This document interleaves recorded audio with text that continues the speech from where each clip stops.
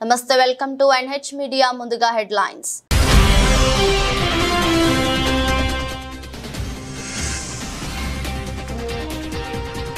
రాష్ట్రపతి ముర్మును కలిసిన నరేంద్ర మోదీ, ఎన్డీఏ తీర్మానం అందుచేత.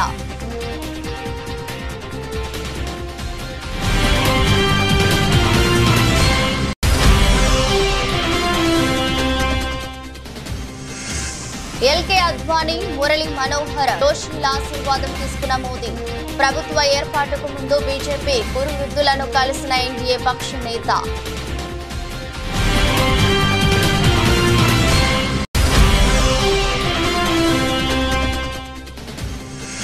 రామోజీరావు భౌతిక కాయాన్ని సందర్శించి నివాళులర్పించిన బీఆర్ఎస్ ఎమ్మెల్యే హరీష్ రావు మీడియాతో మాట్లాడుతూ భావోద్వేగానికి లోనైన హరీష్ రావు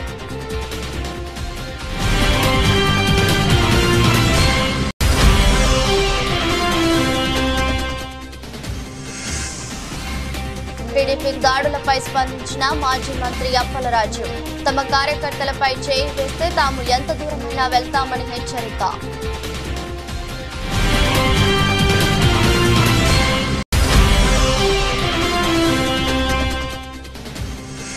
పట్టభద్రుల ఎమ్మెల్సీ ఉప ఎన్నికల్లో తీర్మాన్ మల్లన్న విజయం.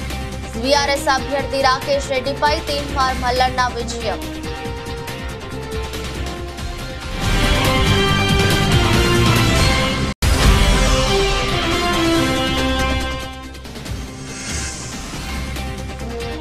ఉత్కంఠ పోరులో శ్రీలంకపై బంగ్లాదేశ్ గెలుపు. 2 వికెట్లతో తేడాతో లంకను చిత్తు చేసిన బంగ్లాదేశ్.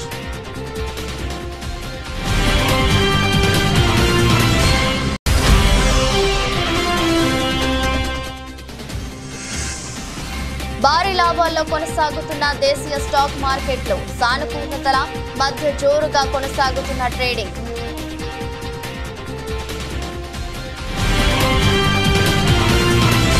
కేంద్రంలో నూతన ప్రభుత్వ ఏర్పాటుకు చర్యలు ఊపందుకున్నాయి. ఎన్డీఏ సభాపక్ష నేత నరేంద్ర మోదీ రాష్ట్రపతి ద్రౌపది ముర్మును కలిశారు. ఎన్డీఏ మిత్రపక్షాల తీర్మానాన్ని రాష్ట్రపతికి అందజేశారు. ప్రభుత్వ ఏర్పాటుకు ఆహ్వానించాలని రాష్ట్రపతిని కోరారు. ఈ సందర్భంగా మోదీ విజ్ఞప్తికి రాష్ట్రపతి ముర్ము స్పందిస్తూ ప్రభుత్వ ఏర్పాటుకు మోదీని లాంఛనంగా ఆహ్వానించారు. సార్వత్రిక ఎన్నికల్లో గెలిచి 3వ ప్రధాని పీఠం అధిష్ఠించబోతున్న మోదీకి రాష్ట్రపతి ముర్ము శుభాకాంక్షలు తెలిపారు.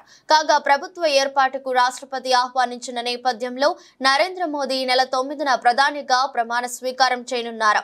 నరేంద్ర మోదీ బీజేపీ కురువృద్ధులు ఎల్కే అద్వానీ, మురళీ మనోహర్, జోషిలను కలిశారు. వారి నివాసాలకు వెళ్లి ఆశీర్వాదం తీసుకున్నారు. తొలుత ఎల్కే అద్వానీ ఇంటికి, ఆ తర్వాత జోషి నివాసానికి ఆయన వెళ్లారు. అలాగే మాజీ రాష్ట్రపతి రామ్నాథ్ కోవింద్ నివాసానికి కూడా వెళ్లి ఆయనను మోదీ కలిశారు. ఇదిలా ఉంచితే జూన్ 9 సాయంత్రం 6 గంటలకు దేశ ప్రధానిగా నరేంద్ర మోదీ ప్రమాణ స్వీకారం చేయనున్నారు.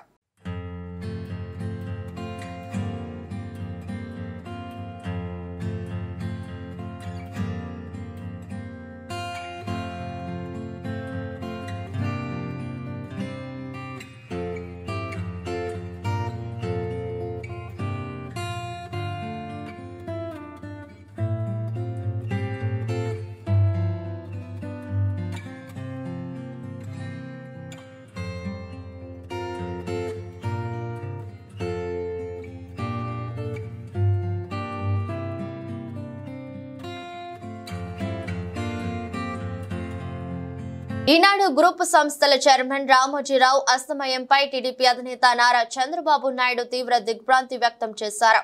ఢిల్లీలో రామోజీరావు చిత్రపటానికి పూలమాల వేసి టీడీపీ అధినేత చంద్రబాబు, ఎంపీలు మరియు ఇతర నాయకులు నివాళులర్పించారు.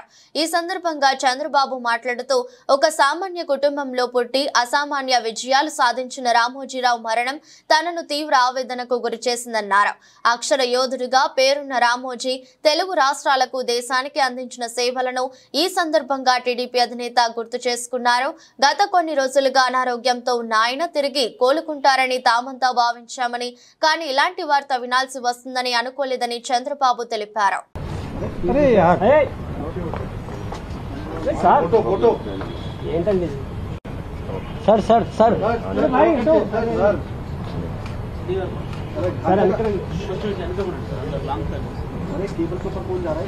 जोहार ఈనాడు రామోజీరావు గారు जोहार ఈనాడు రామోజీరావు గారు जोहार ఈనాడు రామోజీరావు గారు వైఎస్ఆర్సీపీ అధ్యక్షుడు వైఎస్ జగన్మోహన్ రెడ్డిని క్యాంపు కార్యాలయంలో పార్టీ నుంచి కొత్తగా ఎన్నికైన ఎమ్మెల్యేలు కలిశారు. వారితో పాటు పార్టీ ఎమ్మెల్సీలు, ఇటీవల ఎన్నికల్లో పోటీ చేసిన అభ్యర్థులు ఉన్నారు.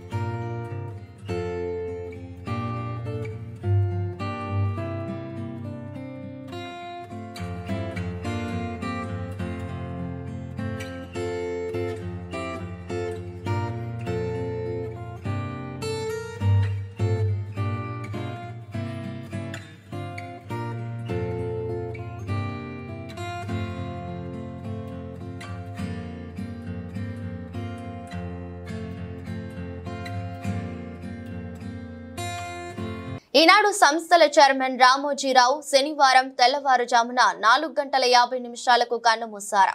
88 ఏళ్ల ఆయన వయసు రీత్యా తీవ్ర అనారోగ్యం కారణంగా తుదిశ్వాస విడిచారు. రామోజీరావు భౌతిక కాయాన్ని బీఆర్ఎస్ ఎమ్మెల్యే హరీష్ రావు సందర్శించి నివాళులర్పించారు. హరీష్ రావు మీడియాతో మాట్లాడుతూ భావోద్వేగానికి లోనయ్యారు. రామోజీరావు గారి మృతి తీవ్రమైనటువంటి దిగ్భ్రాంతికి లోను చేసింది. ముఖ్యంగా వారి మృతి యావత్ తెలుగు ప్రజలకు, మొత్తం దేశానికి కూడా ఒక తీరని లోటుగా మనం చెప్పుకోవచ్చు. రామోజీరావు గారు తన జీవితంలో ఒక గొప్ప సామాజిక బాధ్యతను నిర్వర్తించారు. అంటే అక్షరానికి కూడా ఒక సామాజిక బాధ్యత ఉందని మరి సమాజానికి చాటి చెప్పి నిరూపించినటువంటి వ్యక్తి రామోజీరావు గారు.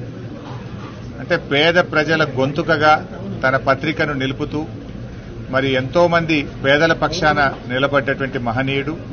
ఇలా పత్రికా రంగంలో, మీడియాలో తనకంటూ ఈ రాష్ట్రంలోనే కాదు దేశ విదేశాల్లో ఒక ప్రత్యేకమైన స్థానాన్ని సంపాదించుకున్నటువంటి వ్యక్తి రామోజీరావు గారు. ఉదయాన్నే పత్రిక వచ్చిందంటే, జిల్లా ట్యాబ్లెట్ స్టార్ట్ అయినాయంటే అంటే ప్రజలకు పత్రికల్ని చాలా దగ్గరగా చేసినటువంటి వ్యక్తి ఇవాళ రామోజీరావు గారు. అంటే వారు నిజంగా ఈరోజు ఈ తెలుగు ప్రజలందరికీ, ఇటు తెలంగాణ కావచ్చు, ఆంధ్రప్రదేశ్ కావచ్చు, దేశ విదేశాల్లో ఉండే తెలుగు ప్రజలకు అత్యంత సుపరిచితుడైనటువంటి వ్యక్తి. తనకంటూ ఒక చెరగని ముద్ర వేసుకున్నారు. ఇవాళ ఈ హైదరాబాద్ నగర అభివృద్ధిలో కూడా తన పాత్ర ఉన్నది. ఇంత గొప్ప ఫిలిం సిటీని నిర్మించడం, ఈ ప్రాంత అభివృద్ధిలో తాను కూడా భాగస్వామ్యమైనటువంటి వ్యక్తి. మరి అలాంటి గొప్ప వ్యక్తి ఈరోజు మన మధ్య లేకపోవడం చాలా బాధాకరం. వారి కుటుంబ సభ్యులకు, వారి సన్నిహితులకు, వారందరికీ కూడా మా ప్రగాఢమైనటువంటి సానుభూతిని తెలియజేస్తూ మరి తప్పకుండా వారి పేరు, వారు చేసినటువంటి మంచి కార్యక్రమాలు ఇంకా కొనసాగాలని, ప్రజలకు అందాలని కూడా కోరుకుంటున్నాం. తెలుగు భాష అభివృద్ధి పైన కూడా, తెలుగు భాష నిలబడాలని, తెలుగు భాష 10 కాలాల పాటు ప్రజలందరికీ ఇది నిలబడే విధంగా ఉండే విధంగా కూడా ఆయన ఎంతో కృషి చేసినారు. తెలుగు భాష మీద ఆయనకు ఎంతో మక్కువ ఉండేది. ఈ భాష పరిరక్షణ కోసం కూడా ఆయన చేసినటువంటి కృషిని కూడా ఈ సందర్భంగా గుర్తు చేసుకుంటున్నారు. టీడీపీ కార్యకర్తలు దాడులపై స్పందిస్తూ మాజీ మంత్రి అప్పలరాజు మీడియా సమావేశం నిర్వహించారు. ఈ సందర్భంగా ఆమెను మాట్లాడుతూ ప్రమాణ స్వీకారం చేయలేదు కానీ రౌడీయిజం మొదలైందని అన్నారు. వైసీపీ కార్యకర్తలను టీడీపీ నాయకులు కొట్టడానికి వెళ్లారని ఆరోపించారు. తమ కార్యకర్తలపై చేయి వేస్తే తాము ఎంత దూరమైనా వెళ్తామని అప్పలరాజు హెచ్చరించారు. వైఎస్ఆర్ కాంగ్రెస్ పార్టీ అనూహ్యంగా ఊహించిన రీతిలో ఓటమి చెందడం, అలాగనే ఊహకు అందని ఫలితాలు సాధించినటువంటి ఎలయన్స్ అభ్యర్థులందరికీ కూడా శుభాకాంక్షలు తెలియజేస్తూ, ముఖ్యమంత్రి కాబోతున్నటువంటి నారా చంద్రబాబు నాయుడు గారికి హృదయపూర్వకమైనటువంటి శుభాకాంక్షలు తెలియజేస్తూ, అలాగనే పలాస నియోజకవర్గం నుంచి నా మీద విజయం సాధించిన శిరీష గారికి కూడా శుభాకాంక్షలు అయితే తెలియజేస్తా ఉన్నాను. ఇకపోతే నాకు ఇచ్చినటువంటి 5 సంవత్సరాల అవకాశం నిజానికి చాలా గొప్ప అవకాశంగా నేను భావిస్తాను. పలాస నియోజకవర్గ ప్రజలు ఇచ్చినటువంటి అవకాశం, ఆ పైన జగన్మోహన్ రెడ్డి గారు ఇచ్చినటువంటి మంత్రివర్గంలో స్థానం మరొక గొప్ప అవకాశం. ఈ 2 అవకాశాలతో నా శక్తికి మించి సాధ్యమైనంత మేర నేను చెప్పటంలో నా శక్తికి మించి ఈ నియోజకవర్గంలో, ఈ జిల్లాలో, మరి అలాగే నా డిపార్ట్మెంట్ ని రాష్ట్ర స్థాయిలో మొదటి స్థానంలో నిలపడానికి శక్తి వంచన లేకుండా కృషి చేశానని ఈ సందర్భంగా పలాస నియోజకవర్గ ప్రజలందరికీ కూడా హృదయపూర్వకంగా తెలియజేస్తాను. నేను గెలవాలని నాకు 60,000 మంది ఓట్లు వేశారు.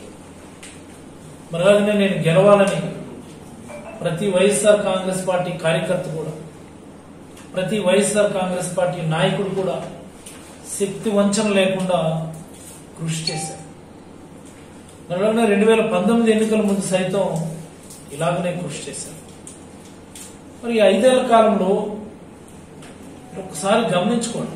కాకినాడ జిల్లా గొల్లప్రోలు మండలం వన్నెపూడిలో మాజీ ఎమ్మెల్యే వర్మపై దుండగులు దాడికి పాల్పడ్డారు. వర్మ కారు అద్దాలు ధ్వంసం చేశారు. వన్నెపూడి వైసీపీ సర్పంచ్ ను వర్మ తెదేపాలోకి జాయిన్ చేసుకునే నేపథ్యంలో విభేదాలు వచ్చాయి. మొన్న జరిగిన ఎన్నికల్లో పవన్ కళ్యాణ్ ఓటమికి పనిచేసిన వైసీపీ సర్పంచ్ ను మీరు తెదేపాలోకి ఎలా జాయిన్ చేసుకుంటారని జనసేన నాయకులు నిలదీశారు. పరస్పర వాగ్వాదంతో జనసేన సైనికులు దాడికి దిగారు. ఈ విషయమై మాజీ ఎమ్మెల్యే వర్మ మాట్లాడుతూ వైసీపీలో ఉన్నప్పటికీ వన్నెపూడి గ్రామ సర్పంచ్ ఎన్నికల్లో మాకు పనిచేశాడని అన్నారు. టీడీపీ నుంచి జనసేనలోకి వెళ్లిన కొత్త జనసేన వాళ్ళు నాపై దాడి చేశారని అన్నారు. ఈ టీం ను ఎంపీ ఉదయ్ శ్రీనివాస్ పెంచి పోషిస్తున్నాడని ఆరోపించారు. మండల పార్టీ ప్రెసిడెంట్ గారు ఉన్నారు, ఎక్స్ జెడ్పీటీసీ ప్రసాద్ గారు ఉన్నారు, ఇంకో ఎక్స్ జెడ్పీటీసీ బర్లప్పారావు ఉన్నారు, ఇంకో ఆయన ఎక్స్ ప్రెసిడెంట్ నాగు ఉన్నారు, ఇంకో ఆయన పార్టీ ప్రెసిడెంట్ శివ ఉన్నాడు. ఎంతమంది ఉండగా సడన్గా సీసాలు, ఇటుక బెడ్లు, ఇది మండలంలో ఒక ప్రాక్టీస్ అయిపోయింది. ఇది వరకు సాయి ధర్మతేజ్ గారి మీద కూడా ఇదే దాడి చేశారు. ఆ దాడి చేసినప్పుడు సరైన చర్యలు పోలీస్ యంత్రాంగం తీసుకోలేదు. ఆఖరికి వాళ్ళు వెళ్ళిపోయాక దాడి జరిగిందన్నారు తప్పితే, వాళ్ళు ఉండగా దాడి జరిగి దెబ్బలు తగిలితే వాళ్ళు వెళ్ళిపోయాక దాడి జరిగిందన్నారు. సరే, ఇదంతా కాంట్రవర్సీ ఎందుకని మేము మాట్లాడుకుంటున్నాం. ఇది నన్ను చంపడానికి కుట్ర జరిగింది. ఎందుకంటే నాకు కూడా ఊళ్ళో కార్యకర్తలు కూడా 150 మంది కూడా ఉన్నారు కాబట్టి ఇవన్నీ సీసం బెంకులు, ఒళ్ళంతా కారులో ఇటుక బెడ్లు, 2-3 గాయాలు, ఇవన్నీ జరిగినాయి. సరే, చూద్దాం ఏమవుతాం. ఇవన్నీ ఇటువంటి పిరికి బంద చర్యలకు భయపడేది ఏముండదు. వర్మ ఎప్పుడు కూడా 22 ఏళ్ళ నుంచి ఉన్నాడు. ఎప్పుడు కూడా ఇటువంటి వ్యవహారం జరగలేదు. ఈ సంస్కృతి పిఠాపురంలో ఇప్పుడే వచ్చింది. నల్గొండ, వరంగల్, ఖమ్మం గ్రాడ్యుయేట్ ఎమ్మెల్సీ ఉప ఎన్నికల కౌంటింగ్ లో బీజేపీ అభ్యర్థి గుజ్జుల ప్రేమేందర్ రెడ్డి ఎలిమినేషన్ అయ్యారు. ఇప్పటి వరకు 42 మంది అభ్యర్థులు ఎలిమినేషన్ అయ్యారు. కాంగ్రెస్ అభ్యర్థి తీన్మార్ మల్లన్న, బీఆర్ఎస్ అభ్యర్థి రాకేష్ రెడ్డి మధ్య పోటీ నెలకొంది. ప్రేమేందర్ రెడ్డి ఎలిమినేషన్ తర్వాత తీన్మార్ మల్లన్నకు 1,23,709 ఓట్లు రాగా రాకేష్ రెడ్డికి 1,04,846 ఓట్లు వచ్చాయి. తీన్మార్ మల్లన్న 19,000 ఓట్ల ఆధిక్యంలో ఉన్నారు.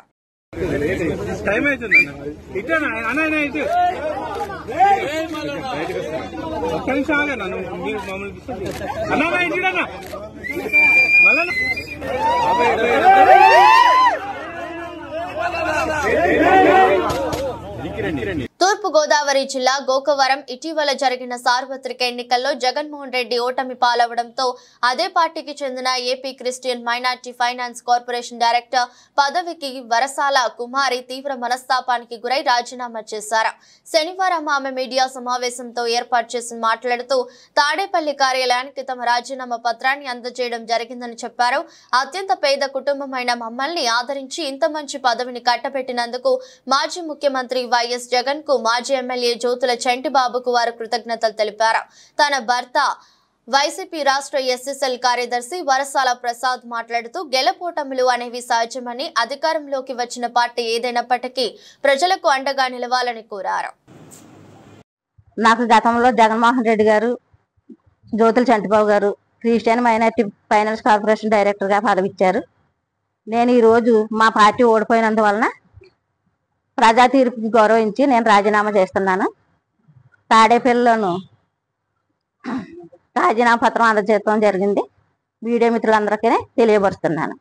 గౌరవ మాజీ ముఖ్యమంత్రి వర్యులు వైఎస్ జగన్మోహన్ రెడ్డి గారు, మాజీ ఎమ్మెల్యే జ్యోతుల చంటిబాబు గారి యొక్క ఆశీస్సులతో నా భార్య అయినటువంటి వరసాల కుమారి గారికి AP Christian minority finance corporation director పదవి ఇవ్వడం జరిగింది. జరిగిన అసెంబ్లీ ఎన్నికల్లో, పార్లమెంట్ ఎన్నికల్లో వైఎస్ఆర్ కాంగ్రెస్ పార్టీ ఓడిపోయిన మీదుగా ప్రజా తీర్పును గౌరవిస్తూ ఈవేళ మాకు ఇచ్చినటువంటి ఈ డైరెక్టర్ పదవిని నిన్నటి రోజునే మేము రాజీనామా చేయడం జరిగింది. తాడేపల్లి ఆఫీస్కి పంపించడం కూడా జరిగింది. ఈ విషయం మరి పెద్దలందరికీ తెలియజేయాలనేటటువంటి ఉద్దేశంతో ఈవేళ మీడియా మిత్రుల్ని ఆహ్వానించి మీడియా ద్వారా తెలియజేయడం జరుగుతుంది. ఓడిపోయిన తెలుగుదేశం పార్టీ వాళ్ళకి కూడా స్వీట్లు తినిపించాం. ఎక్కడా కూడా దౌర్జన్యాలు చేయలేదు, కాంట్రవర్సీకి వెళ్ళలేదు. కానీ ఈరోజు దురదృష్టకరం, ఇలాంటి కాంట్రవర్సీకి వెళ్ళి దాడులు చేయడం అనేది సాంప్రదాయం కాదు. గెలుపు ఓటములు అనేవి సహజం. అందరూ మనుషులే, అందరినీ మనుషులుగా భావించాలి. శాతనైతే ఉపకారం చేయాలి అధికారంలో ఉన్నటువంటి వాళ్ళు, కానీ అపకారం చేయడం అనేది పద్ధతి కాదు. మెదక్ కలెక్టర్ కార్యాలయంలోని వీడియో కాన్ఫరెన్స్ హాల్లో జిల్లా వైద్య అధికారులతో మెదక్ ఎమ్మెల్యే డాక్టర్ మైనంపల్లి రోహిత్ రావు, జిల్లా అదనపు కలెక్టర్ వెంకటేశ్వర్లతో సమీక్ష సమావేశంలో పాల్గొన్నారు. ఈ సందర్భంగా ఎమ్మెల్యే డాక్టర్ మైనంపల్లి రోహిత్ మాట్లాడుతూ జిల్లాలో సీజనల్ వ్యాధుల నివారణకు చర్యలు చేపట్టాలని, వానాకాలంలో వచ్చే సీజనల్ వ్యాధులు కట్టడి చేయాలని జిల్లా అధికారులను ఎమ్మెల్యే ఆదేశించారు. నియోజకవర్గంలో జబ్బుపడ్డ ప్రతి వ్యక్తి ఉచితంగా వైద్యం అందాలన్నారు. మలేరియా, డెంగ్యూ, టైఫాయిడ్ లాంటి సీజనల్ వ్యాధులు పొంచి ఉండే ప్రమాదం ఉన్నందున అధికారులు క్షేత్ర స్థాయిలోకి వెళ్లి పరీక్షలు జరపాలని తెలిపారు.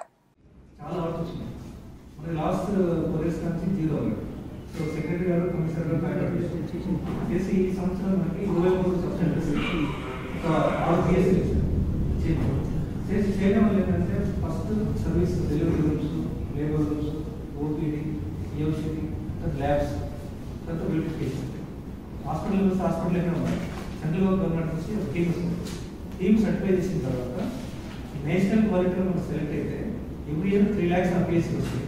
మనకి 1 lakh 4 lakhs పడతాయి. మీకు నీడ్ బేస్డ్ ఏమైనా ఉంటుంది. సో అట్లా మనం పిల్లలు సెలెక్ట్ చేసింది సార్. సబ్స్టెన్సెస్ కూడా మనకు అన్ని వ్యక్తులు సార్. మనకి 150 సబ్స్టెన్సెస్ 118 సబ్స్టెన్సెస్ గవర్నమెంట్ శాంక్షన్ చేస్తారు.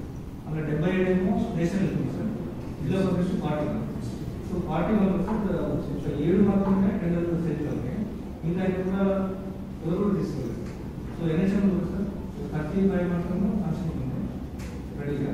మిగతా 35 కూడా కాంట్రాక్ట్ కూడా తీసుకోలేదు.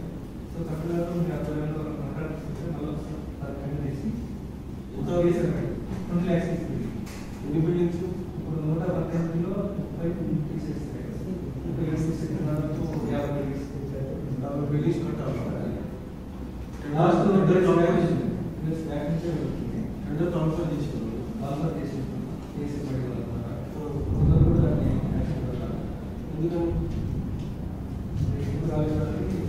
యాక్చువల్లీ ఏంటంటే 2021లో వచ్చింది. ఒక్కో బిల్డింగ్ వస్తే 20 lakhs అనుకున్నాయి. ఇప్పుడు నేషనల్ లెవెల్ నుంచి డైరెక్ట్ మన జిల్లా పరిషత్ 8%. ఎన్ని బిల్డింగ్స్ కావాలి సార్? ఎన్ని బిల్డింగ్స్ మనకి 77 ఏమో నేషనల్ లెవెల్, 41 ఏమో జిల్లా పరిషత్. బీఆర్ఎస్ ఎమ్మెల్యేలు తమ రాజకీయ భవిష్యత్తు కోసం కాంగ్రెస్ పార్టీలోకి రావాలని మాజీ మంత్రి దానం నాగేందర్ ఆహ్వానించారు. ఆయన మీడియాతో మాట్లాడుతూ లోక్సభ ఎన్నికల ఫలితాల్లో బీఆర్ఎస్ పార్టీకి కనీసం డిపాజిట్లు కూడా రాలేదన్నారు.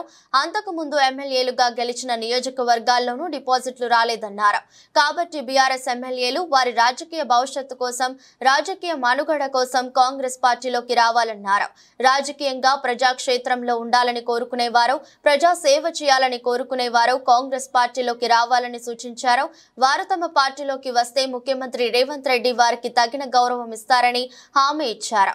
బీజేపీ మోదీ ఫ్యాక్టర్ అని చెప్తోందని, కానీ అయోధ్యలోని లోక్సభ నియోజకవర్గంలోనే ఆ పార్టీ ఓడిపోయిందన్నారు. అలాగే వారణాసిలో 2019లో 5 లక్షలకు పైగా మెజారిటీ వచ్చిన మోదీకి ఈసారి 1 లక్షకు పైగా మాత్రమే వచ్చిందన్నారు. అంటే నైతికంగా ఆయన ఓడిపోయినట్లేనని వ్యాఖ్యానించారు. లోక్సభ ఎన్నికల్లో తనకు ఓటేసిన ప్రజలందరికీ దానం ధన్యవాదాలు తెలిపారు.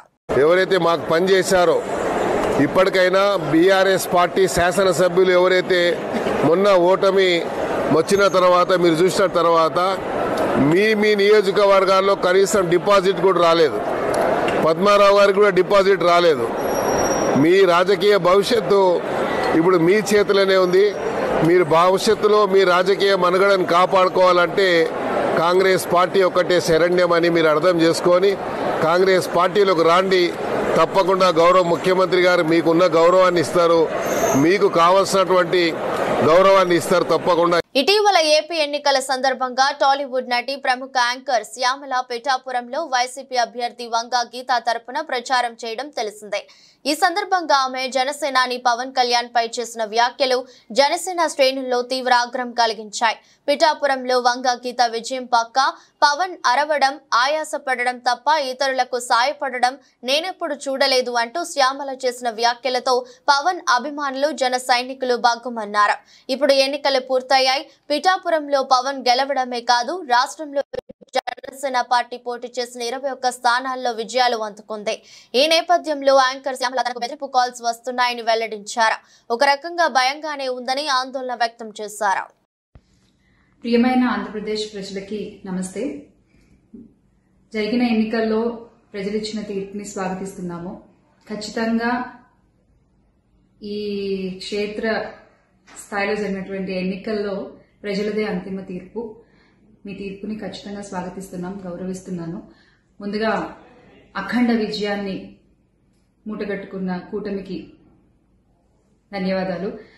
పెద్దలు నారా చంద్రబాబు నాయుడు గారికి, అలాగే పవన్ కళ్యాణ్ గారికి, బీజేపీ సభ్యులందరికీ, పురంధరేశ్వరి గారికి అందరికీ కూడా హార్దిక కృతజ్ఞతలు తెలియజేసుకుంటున్నాము. అలాగే వైసీపీ గెలుపు కోసం కష్టపడ్డ ప్రతి కార్యకర్తకి, ప్రతి ఒక్కళ్ళకి, వైసీపీ కుటుంబం మొత్తానికి కూడా పేరు పేరున ధన్యవాదాలు. ఎస్, ఓడిపోయాము, కానీ ఒకటి గుర్తుపెట్టుకోవాలి, గెలిచిన నాడు ఎప్పుడూ విర్రవీగలేదు విజయ గర్వంతో, ఓడిపోయిన నాడు ఏనాడు కూడా కుంగిపోలేదు. అలాగే ఈసారి కూడా మన జగన్మోహన్ రెడ్డి గారు మరింత బలాన్ని పుంజుకుని మళ్ళీ ఖచ్చితంగా మీ అందరి సపోర్ట్తో మనందరం కలిసి జగనన్నతో నడిస్తే ఖచ్చితంగా మళ్ళీ ఒక మంచి ప్రభుత్వంగా మనం ఏర్పాటవుతాము. లోక్సభ ఎన్నికల్లో సహకరించని ప్రతి ఒక్కరికి బీజేపీ ఎంపీ అభ్యర్థి సానంపూడి సైద్ రెడ్డి ధన్యవాదాలు తెలిపారు. ఈ విషయమై ఆయన ఓ వీడియో సందేశం విడుదల చేశారు. నమస్తే, నేను మీ సానంపూడి సైద్ రెడ్డి. ముందుగా బీజేపీ కుటుంబ సభ్యులకి, బంధువులకి, స్నేహితులకి, నాయకులకి, ముఖ్యంగా యువతకి పేరున నా హృదయపూర్వక నమస్కారం మరియు శుభాకాంక్షలు. ఎందుకంటే మూడోసారి మోడీ గారి నాయకత్వంలో బీజేపీ ప్రభుత్వం రికార్డు స్థాయిలో 1962 తర్వాత మొట్టమొదటిసారి మూడోసారి ప్రధానమంత్రిగా మన నరేంద్ర మోడీ గారు ప్రమాణ స్వీకారం చేయబోతున్నందుకు భారతీయ జనతా పార్టీ కుటుంబ సభ్యులందరికీ కూడా శుభాకాంక్షలు తెలియజేస్తా ఉన్నా. దాంతోపాటు మనం నల్లగొండలో కూడా చాలా గొప్పగా ఓట్లు సాధించినాం. ఇంతకు ముందు ఎన్నడూ లేని విధంగా ప్రతి బూతులో ఈసారి పోగలిగినాం. దానికి ముఖ్య కారణం మీ అందరి కృషి. అయితే ఈరోజు బీఆర్ఎస్ని వెనక్కి నెట్టి మనం సెకండ్ పొజిషన్లో ఉన్నాం. ఇది ముందు వచ్చే మన గెలుపుకి ఇది మొదటి మెట్టు. ఎందుకంటే అసలు నల్గొండలో బీజేపీ లేదన్న నల్గొండని ఈరోజు ప్రతి ఊరికి, ప్రతి బూత్కి తీసుకోపోగలిగినందుకు మీ అందరికీ కూడా ధన్యవాదాలు తెలియజేస్తా ఉన్నా. ఇప్పటి నుంచి ప్రతి సర్పంచ్గా పోటీ చేద్దాం, వార్డు మెంబర్గా పోటీ చేద్దాం, ఎంపీటీసీలుగా, జెడ్పీటీసీలుగా పోటీ చేద్దాం. భారతీయ జనతా పార్టీని నల్లగొండలో ఒక బలీయమైన శక్తిగా తీసుకుపోదామని మీ అందరికీ తెలియజేస్తా ఉన్నా. దానికోసం మీ వెంట నడవటానికి, మీ వెంట ఉండటానికి నేను సిద్ధంగా ఉన్నా. నాతో పాటు మీ అసెంబ్లీ నాయకులందరూ కలిసి పనిచేద్దాం. ప్రతి చిన్న విషయాన్ని ఏదైతే గవర్నమెంట్ ప్రామిస్ చేసిందో ఆ ప్రతి విషయాన్ని పనిచేసే విధంగా మనం ప్రయత్నం చేద్దాం. దాంతోపాటు మనం ఏదైతే పార్లమెంట్ ఎలక్షన్లో ప్రామిస్ చేసినామో యువత కోసం ఏదైతే చేద్దాం అనుకుంటున్నామో వాటిని కూడా ఇప్పుడు మనకు అదృష్టం కొద్దీ మోడీ గారు, మన భారతీయ జనతా పార్టీ ప్రభుత్వం వచ్చింది.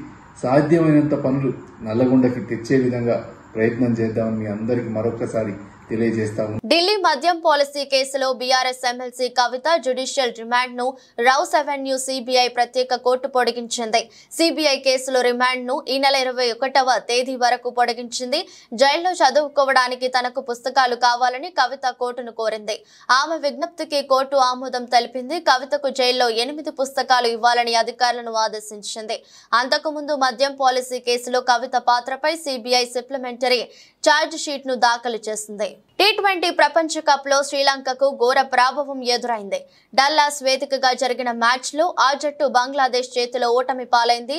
టాస్ ఓడి మొదట బ్యాటింగ్ చేసిన శ్రీలంక నిర్ణీత 20 ఓవర్లలో 9 వికెట్లకు 124 పరుగులు మాత్రమే చేసింది. శ్రీలంక బ్యాటర్లలో ఓపెనర్ నిశాంక 47 రన్స్ తో రాణించగా ధనుంజయ 21, డిసిల్వా 19 పరుగులతో పర్వాలేదనిపించారు. మిగతా బ్యాటర్లు ఘోరంగా విఫలమయ్యారు. బంగ్లా బౌలర్లలో ముస్తఫాజిర్, రిషద్ హుసేన్ చెరో 3 వికెట్లు పడగొట్టి లంక బ్యాటర్లకు కళ్లెం వేశారు. అనంతరం 125 పరుగుల స్వల్ప ఛేదనతో బ్యాటింగ్ కి దిగిన బంగ్లాదేశ్ 19 ఓవర్లలో 8 వికెట్లు కోల్పోయి లక్ష్యాన్ని అందుకుంది. హృదయ్ 40, లిటర్ దాస్ 36 బంగ్లాదేశ్ విజయంలో కీలక పాత్ర పోషించారు. శ్రీలంక బౌలర్లలో సుభాన్ తుషార్ 4, హసరంగా 2 వికెట్లు తీశారు. ఇక ఈ ఓటమితో శ్రీలంక సూపర్ 8 అవకాశాలు సంక్లిష్టంగా మారాయి. ఇప్పటికే తన తొలి లీగ్ మ్యాచ్ లో శ్రీలంక ఓడిపోయింది. ఇవాల్టి మ్యాచ్ లోనూ పరాజయంతో 2వ ఓటమిని తన ఖాతాలో వేసుకుంది. సార్వత్రిక ఎన్నికల్లో ఎన్డీఏ కూటమి విజయం సాధించడం, కేంద్రంలో నూతన ప్రభుత్వ ఏర్పాటుకు ఎలాంటి అడ్డంకులు లేకపోవడం వంటి సానుకూల పరిణామాల నేపథ్యంలో నేడు కూడా దేశీయ స్టాక్ మార్కెట్లు లాభాల బాటలో పయనిస్తున్నాయి. ఉదయం నుంచే సెన్సెక్స్, నిఫ్టీలో ట్రేడింగ్ జోరు అందుకుంది. Wipro, Tata steel, Bajaj finance, UltraTech cement, Infosys షేర్లు లాభాల్లో కొనసాగుతుండగా Britannia, SBI life insurance, Bajaj auto షేర్లు నష్టాల్లో చూపించాయి. ప్రస్తుతం నిఫ్టీ సూచి 23,000కు పైన ట్రేడ్ అవుతుండగా సెన్సెక్స్ 1400 పాయింట్ల వృద్ధి నమోదు చేసింది. వార్తలు ముగించే ముందు మరోసారి హెడ్లైన్స్.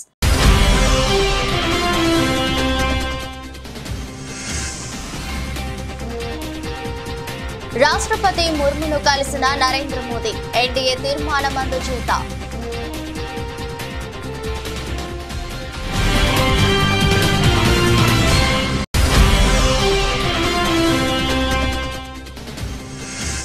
ఎల్కే అద్వానీ, మురళీ మనోహర్ జోషిల ఆశీర్వాదం తీసుకున్న మోదీ. ప్రభుత్వ ఏర్పాటుకు ముందు బీజేపీ కురువృద్ధులను కలిసిన ఎన్డీఏ పక్ష నేత.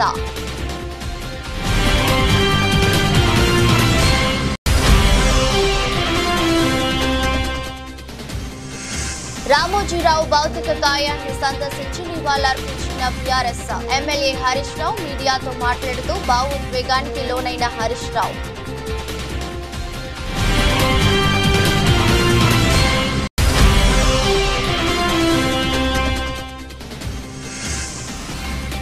టీడీపీ దాడులపై స్పందించిన మాజీ మంత్రి అప్పలరాజు.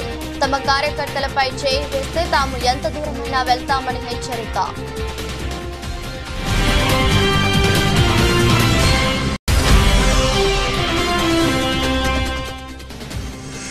పట్టభద్రుల ఎమ్మెల్సీ ఉప ఎన్నికల్లో తీర్మాన్ మల్లన్న విజయం.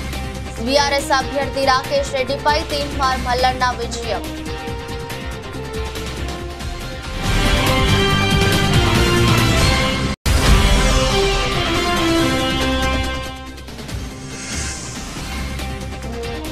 ఉత్కంఠ పోరులో శ్రీలంకపై బంగ్లాదేశ్ గెలుపు. 2 వికెట్లతో తేడాతో లంకను చిత్తు చేసిన బంగ్లాదేశ్.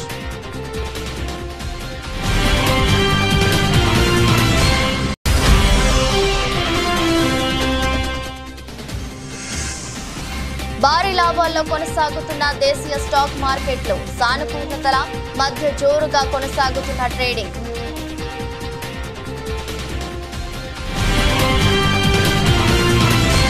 ఈ దృష్టి బులెటిన్ మరో బులెటిన్లో మళ్ళీ కలుద్దాం. అంతవరకు సెలవు, నమస్కారం.